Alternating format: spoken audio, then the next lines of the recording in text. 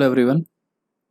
चलिए आज शुरू करते हैं chapter 6 major landforms of the earth. Major landforms of the earth.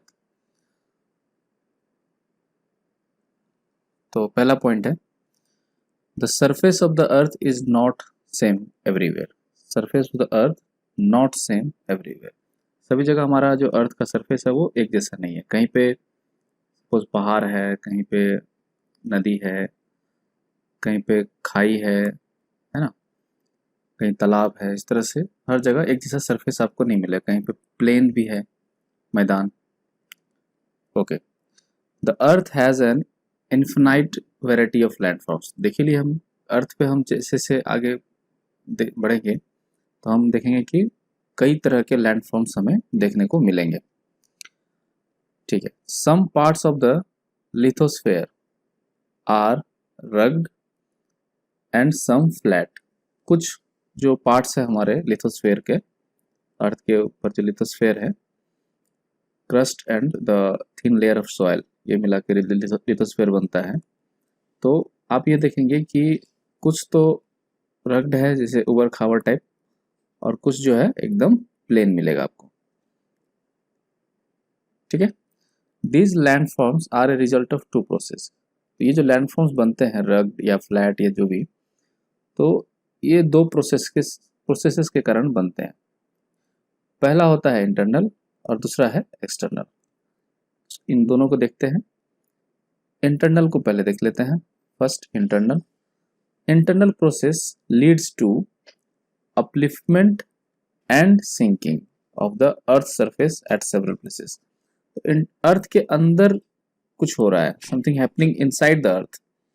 ठीक है, तो उसके कारण क्या होता है कि कहीं कहीं जो है सरफेस का अपलिफ्टमेंट हो जाता है और कहीं कहीं सरफेस का सिंकिंग भी हो जाता है, धंस जाता है। सरफेस धंस जाना या सरफेस का उभर के आना, ये दोनों प्रोसेस हमारे अर्थ सरफेस पर होता है ड्यू टू अंदर कुछ भी गतिविधि हो रही है, इंटरनल है ना, जैसे वोल्केनिक इरप्शन हो गया इस तरह से। तो ये हो गया। एक्सटर्नल किसे कहते हैं? एक्सटर्नल प्रोसेस का मतलब हुआ, सेकेंड एक्सटर्नल प्रोसेस हमारा, कि continuous wearing down and rebuilding of the land surface. External process हमारे अर्थ के बाहर होगा, अंदर नहीं होगा। Not inside, it is happening outside या on the surface of the earth. तो होता क्या है कि बाहर में कंटिन्यूअस वियरिंग डाउन होता है। कोई भी हमारा सरफेस है, सपोज इस तरह से है, उठा हुआ है, तो धीरे धीरे क्या होता है, ये वियरिंग होने लगता है और ये सपोज छोटा होने लगेगा आगे, और जो है टूटने की वजह से ये छोटा होते जाएगा इस तरह से। तो कंटिन्यूसली ये डिग्रेडेशन होते रहता है, और डिग्रेडेशन के साथ साथ नए सरफेस बनते भी हैं। जहाँ कहीं प्लेन था तो वहाँ से डिपोजिशन हो गया, फिर और बड़े हो सकते हैं, ऐसे धीरे धीरे होते हैं। वो आगे हम लोग देखेंगे किस तरह से रिबिल्ड होता है। तो एक्सटर्नल प्रोसेस में क्या होता है, वियरिंग डाउन एंड रिबिल्डिंग, दोनों चीज होता है। ठीक है, इंटरनल में क्या होता है, अपलिफ्टमेंट एंड सिंकिंग। ये अब याद रखिएगा, ये दो प्रोसेसेस हैं जिसके थ्रू हमारे लैंडफॉर्म्स चेंजेस होते हैं। चलिए आगे देखते हैं। The wearing away of earth surface. ठीक है, wearing away of earth surface is called erosion. तो कोई भी सरफेस का टूटना, झड़ना या कम होना, है ना, उसके क्वांटिटी में कोई कमी आना, इसे हम क्या कहते हैं, इरोजन। ठीक है, अच्छा, उसके बाद इसका अपोजिट होता है प्रोसेस डिपोजिशन। डिपोजिशन में क्या होता है कि ये जो प्रोसेस, जो मतलब पार्ट्स हैं जो इरोजन हो गए हैं, वो जो है धीरे धीरे किसी दूसरे जगह पे जाके सपोज डिपोजिट हो रहा है। डिपोजिशन के कारण यहाँ पे जो है लैंडफॉर्म चेंज हो रहा है। तो इरोजन और डिपोजिशन दोनों अपोजिट चीजें हैं। एक से चीजों का वियर डाउन होता है और एक से चीजों का फॉर्मेशन होता है। ठीक है, तो इरोजन से क्या होता है, वियरिंग अवे, एंड डिपोजिशन से क्या होता है हमारा, फिर से जो surface being lowered by the process of erosion and rebuilt होता है, फिर से बनता है, rebuilt by the process of deposition. ठीक ठीक है, erosion is negative thing and deposition is positive thing. चलिए, the two processes are carried out, मतलब इरोजन एंड डिपोजिशन, ये दोनों प्रोसेस जो है ना, इसके इसके करता रहता कौन है, कौन करते हैं इसको, वो are the agents involved in erosion and deposition. Agents हैं रनिंग वाटर, आइस, wind.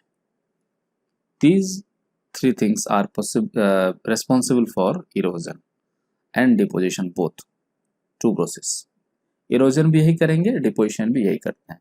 बहता हुआ पानी, बर्फ और हवा, ये तीनों। चलिए आगे देखते हैं। ऐसे मुख्य तौर पर broadly we group different landforms, है ना, depending on elevation and slope.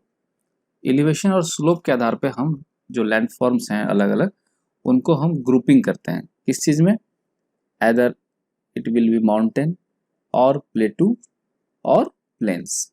तो डिपेंड करेगा कितना एलिवेशन है, कितना स्लोप है, तो उस आधार पे हम इसको माउंटेन, प्लेटू या प्लेन्स के कैटेगरी में हम रखेंगे लैंडफॉर्म्स का।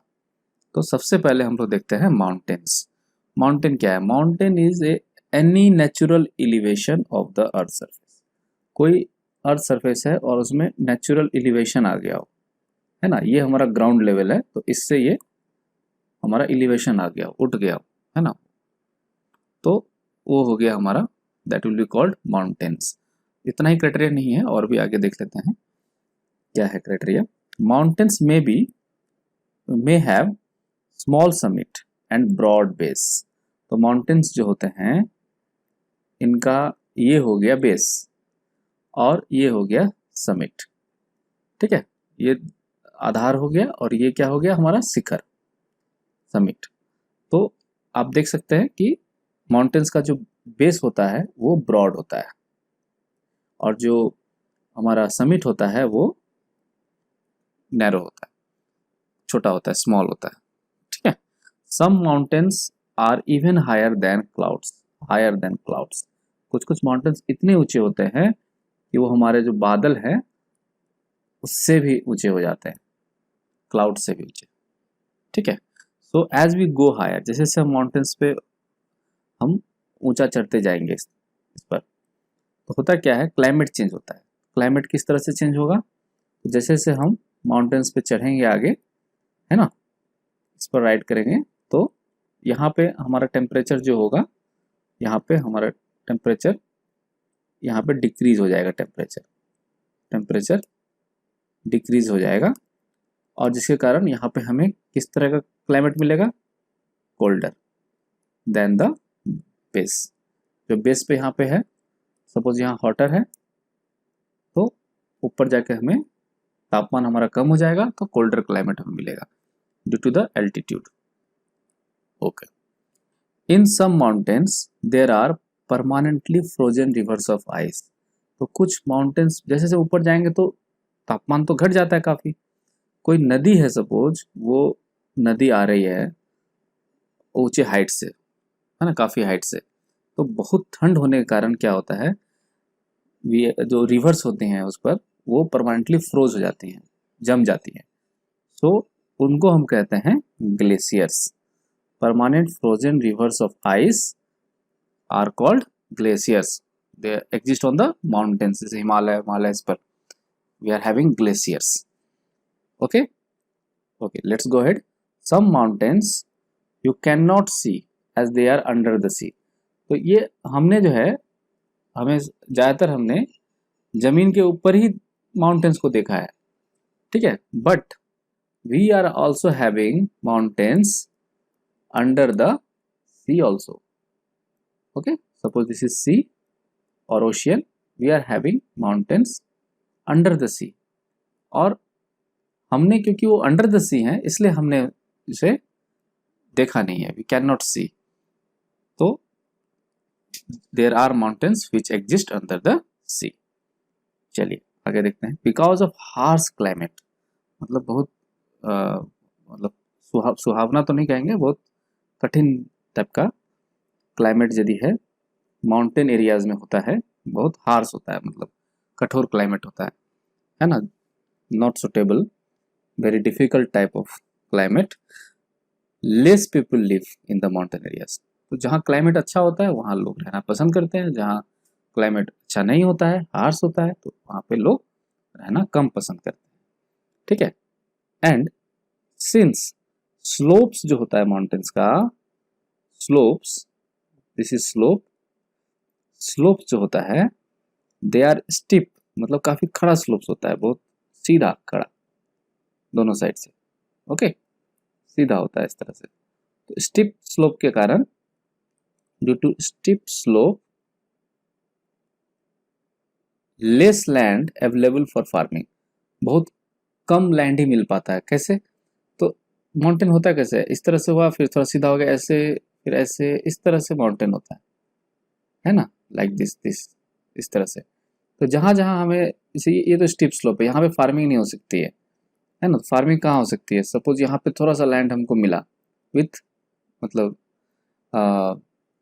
जहाँ पे स्टीप स्लोप नहीं है, थोड़ा हॉरिजॉन्टल जिस तरह है, यहाँ पे हो गया सेम थिंग, इधर हो गया, तो ये सब जगह पे फार्मिंग हो सकती है यहाँ पर। तो आप देख रहे हैं कि बहुत कम जो है लैंड एरिया हमें मिल रहा है फार्मिंग के लिए on the mountains, due to this steep slope this, okay. चलिए आगे देखते हैं हम लोग। Mountains may be arranged in a line, से हम क्या कहेंगे, रेंज, माउंटेन रेंज कहते हैं उसको। किसे कहते हैं, चलिए थोड़ा सा समझते हैं इसको। जैसे बहुत सारे माउंटेन हैं, ये हो गए, फिर ये इस तरह से बहुत सारे माउंटेन एक लाइन में एग्जिस्ट कर रहे हैं, छोटे बड़े सब हाइट के, ठीक है। तो we will call them this whole unit, we will call them mountain range, ठीक है। इसे श्रृंखला कहेंगे, पर्वतों की श्रृंखला, ठीक है। ये हुआ mountains arranged in a line is known as range और mountain range. Now, let's move ahead. Many mountain systems consist of series of parallel ranges extending over hundreds of kilometers. तो ये बहुत लंबे लंबे होते हैं, मीन्स जो श्रृंखला है पर्वतों की, ये इतने लंबे होते हैं, कहीं कहीं पर हंड्रेड्स ऑफ किलोमीटर्स में ये फैले होते हैं, ठीक है, hundreds of, more than hundreds of kilometre, इतने दूर तक ये एक्सटेंडेड रहते हैं।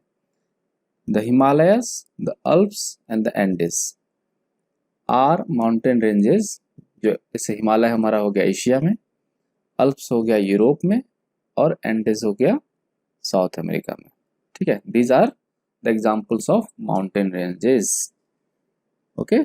चलिए, there are 3 types of mountains, 3 तरह के माउंटेन्स होते हैं, fold mountains, block mountains and volcanic mountains. इनके बारे में पढ़ते हैं आगे। 3 तरह का, सबसे पहले young mountains, young fold mountains देखते हैं। Himalayan mountains Asia and the Alps Europe are young fold mountains, these are fold mountains and they are also young, okay, young है, बहुत जवान है सब, बहुत मतलब बाद में बने हैं ये। इनका रग्ड रिलीफ है, उबड़ खाबड़ है, और कोनिकल पिक्स है, इनका जो पिक्स है ना ये कोनिकल है, this peak they are having is conical, ठीक है। अरावली रेंज मतलब अरावली पर्वत श्रृंखला जो है in India, it is the oldest fold mountain system in the world. India का ही नहीं, पूरे विश्व का सबसे पुराना है ना। अभी हमने देखा ये हिमालय और अल्प्स तो यंग हैं, they are young fold mountains, but Aravalli range जो है ना राजस्थान में, that is oldest fold mountain system in the world. ये याद रखना है आपको, the oldest mountain range Aravalli. और कभी कोई पूछ देता है कि अरावली जो है वो हमारा किस तरह का माउंटेन है, fold mountain, block mountain, volcanic, तो हमें ये भी याद रखना है कि ये फोल्ड माउंटेन सिस्टम है एंड ओल्डेस्ट है हमारा। ये 2 चीज पे थोड़ा सा वर्ड्स को ध्यान देना है।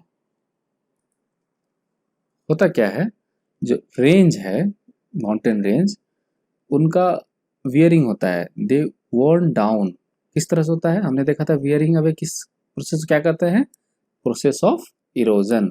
तो इरोजन प्रोसेस के कारण ये माउंटेन रेंज भी धीरे धीरे क्या होता है, इनकी वियरिंग स्टार्ट हो जाती है, ठीक है, टूटने लगते हैं। तो Appalachians in North America and Ural mountains in Russia. Ural mountain आपको याद होगा, जो यूरोप और एशिया को, इधर यूरोप एंड इधर रशिया, इन दोनों को अलग करता है ना, दैट इज यूराल माउंटेन। पढ़ा था हमने पहले। यूराल माउंटेन्स इन रशिया, इनका राउंडेड फीचर्स है और लो एलिवेशन है, मतलब स्टिप नहीं है, राउंडेड फीचर्स बोला जाएगा, राउंडेड फीचर्स और लो एलिवेशन। तो राउंडेड फीचर्स होगा तो क्या होगा, एलिवेशन जो है ये क्या हो जाएगा, लो रहेगा, ठीक है। And they are also old fold mountains, ठीक है, ओल्ड एंड फोल्ड दोनों पे आपको ज़्यादा कंसंट्रेट करना है, ओल्ड में आता है, ठीक है। अब देखिए ब्लॉक माउंटेन्स, ये यंग फोल्ड माउंटेन्स हो गया, फोल्ड माउंटेन्स हमने देख लिया। अब ब्लॉक माउंटेन्स के बारे में देखते हैं। ब्लॉक माउंटेन्स आर क्रिएटेड कब, जब large areas are broken and displaced vertically, ठीक है। जैसे काफ़ी ये हो गया, एक एरिया सपोज ये एक एरिया और इस पर एक एरिया ये डिस्प्लेस्ड हो गया, ओके। आप इस तरह से भी देख सकते हैं, ये हो गया हॉरिजॉन्टल व्यू पॉइंट से ये डिस्प्लेस्ड हो गया, ये यहाँ पर था पहले और ये डिस्प्लेस होकर ऊपर जा सकता है, जिस तरह से ये हुआ, ये हुआ और ये हमारा ऊपर चला गया, अपलिफ्टेड, अपलिफ्टेड ब्लॉक हो गया। और ये हो गया, ये दोनों क्या कहेंगे हम, लोअर्ड ब्लॉक्स। तो अपलिफ्टेड ब्लॉक हो गया हॉर्स्ट्स एंड ये दोनों जो हैं ये लोअर्ड ब्लॉक्स हैं, इनको हम लोग कहेंगे ग्रैबेन, ठीक है। चलिए देखिए, राइन वैली एंड वॉस्केस माउंटेन इन यूरोप, ये दोनों जो है ये है एग्जाम्पल ऑफ ब्लॉक माउंटेन्स, ठीक है। चलिए अब देखते हैं हम लोग वॉल्केनिक माउंटेन्स। वॉल्केनिक माउंटेन्स का जो फॉर्मेशन होता है ड्यू टू वॉल्केनिक एक्टिविटी होता है। कैसे, सपोज ये हमारा जमीन है और यहाँ पे वॉल्केनो है, वॉल्केनो यहाँ से बाहर आएगा इस तरह से, और जैसे बाहर आएगा तो यहाँ पे ये डिपॉजिट करता जाएगा दोनों साइड इस तरह से, ठीक है। तो ये न्यू डिपॉजिट्स इस पर बढ़ते जाएंगे, तो इस तरह से क्या होगा, ये इसकी माउंटेन की देखिए हाइट जो है बढ़ते जा रही है इस तरह से। तो इस तरह से देखिएगा काफ़ी ये बड़ा माउंटेन इस तरह से क्रिएट हो जाएगा। मैं आपको दिखाता हूँ, ये देखिए ये माउंटेन क्रिएट होगा ड्यू टू वॉल्केनिक एक्टिविटी।